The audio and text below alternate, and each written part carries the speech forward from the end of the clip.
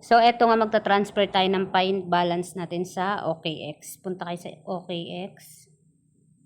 Then, makikita nyo dito sa taas, exchange. Dapat nakalagay dyan sa exchange.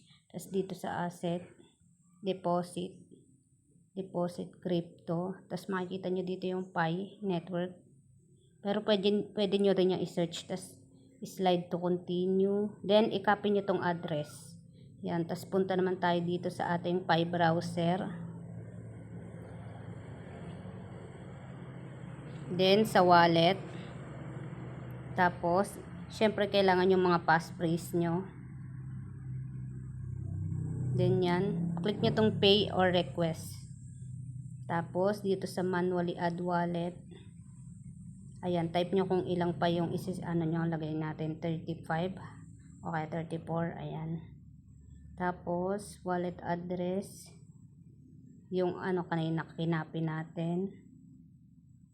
Then, click nyo tong send.